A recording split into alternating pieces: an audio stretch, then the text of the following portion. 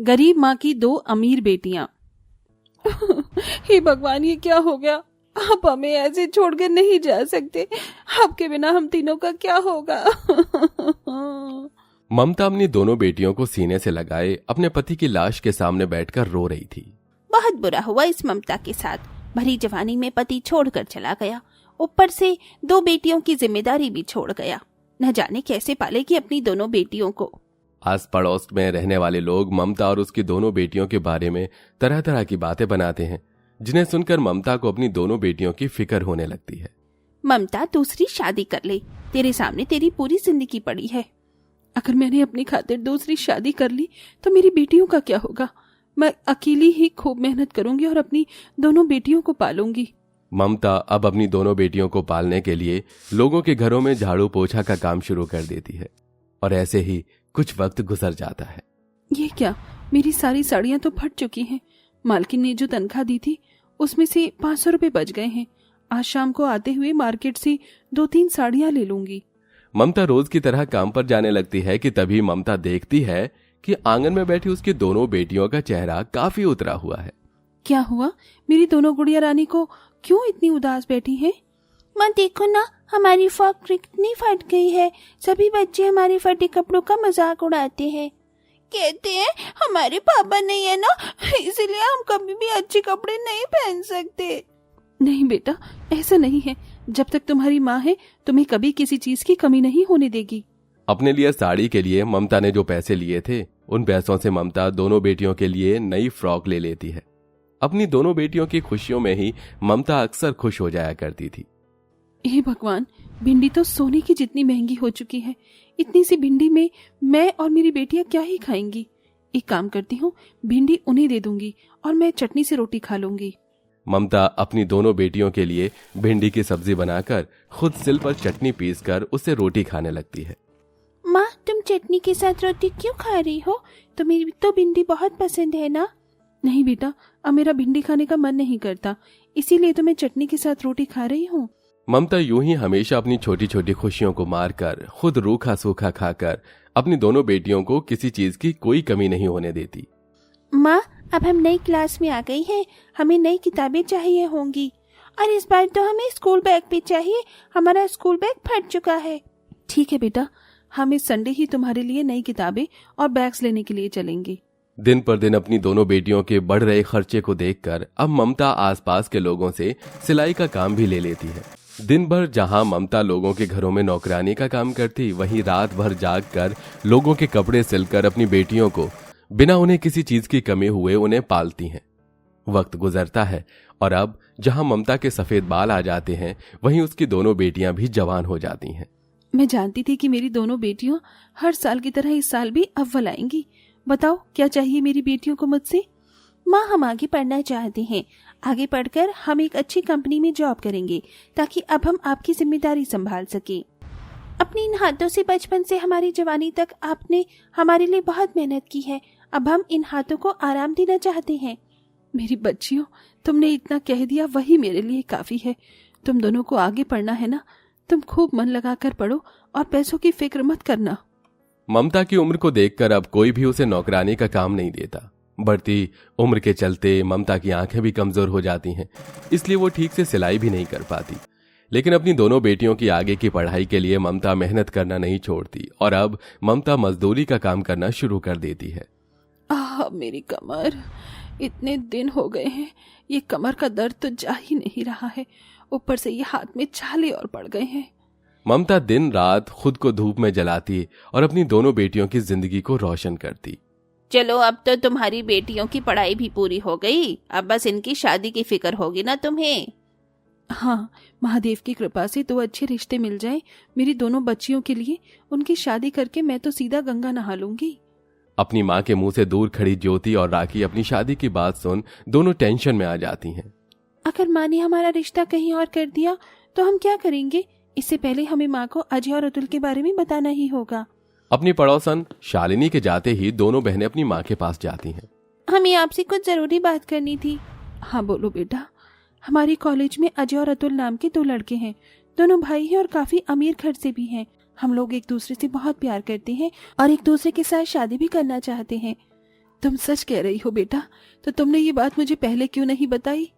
ममता अजय अतुल के माता पिता से मिलकर जल्द ही अपनी दोनों बेटियों का रिश्ता तय कर देती हैं।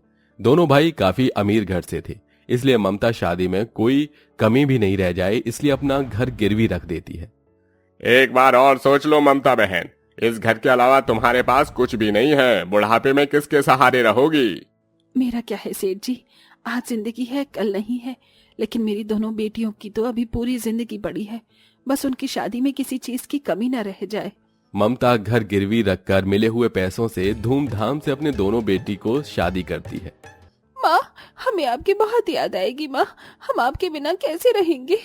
याद तो मुझे भी तुम दोनों की बहुत आएगी, लेकिन बेटा जाना तो पड़ेगा ही ना। तुम लोग फिक्र मत करो, मैं तुम लोगों से मिलने आऊंगी और तुम भी तो आओगी ना। ममता भरी आंखों से अपनी दोनों बेटियों को विदा करती है। विदाई के बाद ज्योति और राखी जैसे ही अपने ससुराल पहुंचती हैं तो अपने ससुराल को देखती रह जाती हैं। उनका ससुराल किसी राजघराने के महल से कम नहीं था। इतना बड़ा घर, महंगी महंगी चीजें और इतने सारे नौकर को देखकर दोनों बहनें काफी हैरान होती हैं और अब शादी के बाद किसी महारानी की तरह वो अपनी जिंदगी जीती हैं। बेटा, वहाँ सब कुछ ठीक तो है? तुम दोनों खुश हो ना? हाँ माँ, हम बहुत खुश हैं। चलिए अब हम कॉल रखते हैं, हम एक पार्टी में जाना था। आप अपना ख्याल रखिएगा। अपनी दोनों बेटियों को इतना खुश देखकर ममता भी बहुत खुश होती है, लेकिन अब धीरे धीरे ज्योति और राखी के लक्षण बदलने लगते हैं। अमीर घर में शादी होने की वजह से दोनों अपनी अमीर जिंदगी को जीने में इतनी व्यस्त हो जाती हैं कि अपनी बूढ़ी गरीब माँ को धीरे धीरे भूलने लगती हैं। बेटा, तुम दोनों से मिले हुए कितना वक्त हो गया है, कब आ रहे हो दामाद जी को घर पर लेकर? तुम दोनों की मनपसंद भिंडी बनाऊंगी मैं। क्या माँ, कभी तो इस भिंडी आलू से बाहर निकलो। अब हम भिंडी आलू नहीं बल्कि लजानिया, क्रोसोट खाते हैं, और वैसे भी हमारे पति को बिना एसी में रहने की आदत नहीं है, तो वो तो आएंगे नहीं और उनके बिना हम भी नहीं आएंगे। अपनी बेटियों के मुंह से ऐसी बातें सुनकर ममता को काफी दुख होता है। शादी के बाद जहां कुछ दिनों तक दोनों बहनें अपनी माँ को कॉल करती हैं, वहीं कुछ दिनों कॉल तो दूर अपनी माँ को कॉल तक नहीं उठाती। ऐसे ही कुछ वक्त गुजर जाता है। ममता एक रोज काम से घर लौट रही होती है कि तभी रास्ते में उसे अपनी बेटियां दिखती हैं, जिसे देख ममता भागी भागी उनके पास जाती है। ज्योति, राखी, कैसी हो मेरी बच्ची? ज्योति, राखी, ये बूढ़ी गरीब औरत कौन है? मैं इनकी माँ हूँ। क्या तुम्हारा दिमाग तो नहीं खराब हो गया है? तुम गरीब औरत हमारी माँ कैसे हो सकती हो? चलो भागो यहाँ से। अपनी अमीर सहेलियों के सामने दोनों बहनें अपनी माँ को ना पहचानने का नाटक करती हैं और अपनी महंगी महंगी गाड़ी में बैठकर निकल जाती हैं, जिसे देख अब ममता पूरी तरह से टूट जाती है। वहीं समय पर कर्ज के पैसे वापस न देने की वजह से ममता का घर भी उससे छिन जाता है और अब ममता बूढ़ी और खराब हालत में एक छोटी सी घास फूस की झोपड़ी में रहती है। अब क्या अपनी बची कुची जिंदगी भी उन दोनों बेटियों के लिए ऐसे ही बर्बाद करोगी? तुम्हें तो तुम्हारा होश ही नहीं है। मेरी बेटियां मुझसे बहुत प्यार करती हैं, तुम देखना एक दिन जरूर आएंगी। जहां एक तरफ ममता की अब मरने की हालत हो चुकी थी, वहीं उसकी दोनों बेटियां ऐशो आराम से अपनी जिंदगी गुजार रही हैं। ऐसे ही कुछ दिन गुजर जाते हैं। राखी और ज्योति शॉपिंग करके एक दिन घर लौट रही होती हैं कि तभी शालिनी उन्हें देख लेती है और गुस्से में उनके पास जाती है। अरे शालिनी काकी, आप यहाँ? मुझे पहचान लिया तुम दोनों ने? मुझे तो लगा था जैसे उस दिन अपनी माँ को नहीं पहचाना था तो मुझे क्या ही पहचानोगी। काकी, उस दिन हमारी कुछ फ्रेंड्स हमारे साथ थी, इसलिए हमने ये सब किया। अगर हम ये सब ना करते तो आप जानती हैं हमारी कितनी बेइज्जती होती। तुम्हारी माँ से बेवकूफ औरत इस दुनिया में कोई नहीं है। तुम दोनों की जिंदगी खराब ना हो इसलिए उसने जिंदगी भर शादी न करके अपनी पूरी जिंदगी तुम्हारे नाम कर दी। तुम्हें पढ़ाया, लिखाया, अपने पैरों पर खड़ा किया, खुद पटे कपड़े पहनकर तुम्हें नए कपड़े पहनाए, खुद चटनी रोटी खाकर तुम्हें अच्छा खाना खिलाया, यहाँ तक कि तुम्हारी शादी के लिए उसने घर भी गिरवी रख दिया। और तुम दोनों बेटियों ने पैसे को देखकर इतनी जल्दी रंग बदला। तुम जानती भी हो तुम्हारी माँ किस हालत में है। शालिनी और राखी की बात सुन दोनों बहनें जैसे अपनी माँ के पास जाती हैं और देखती हैं कि कैसे उनकी माँ खराब हालत में एक झोपड़ी में रह रही हैं। माँ! ज्योति, राखी, मेरी बच्चियों आ गई तुम दोनों।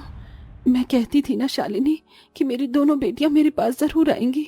अब मैं आराम से मर सकती हूँ। नहीं माँ, ऐसा मत कहो। माँ, हमसे बहुत बड़ी गलती हो गई। पैसों और अमीरी को देख हम तो आपको भूल ही गए। अगर आप ना होते तो आज हम भी ना होते। माँ, हमें माफ कर दो माँ। दोनों बेटियां अपनी माँ से माफी मांगती हैं और जल्दी ममता को अस्पताल में एडमिट करवा देती हैं। ममता के ठीक होते ही दोनों बेटियां अपनी माँ के लिए एक सुंदर सा घर खरीदती हैं और साथ ही साथ हर महीने माँ को पैसे भी देती हैं और इसी के साथ दोनों बेटियां अब अपनी माँ का खूब ख्याल रखती हैं।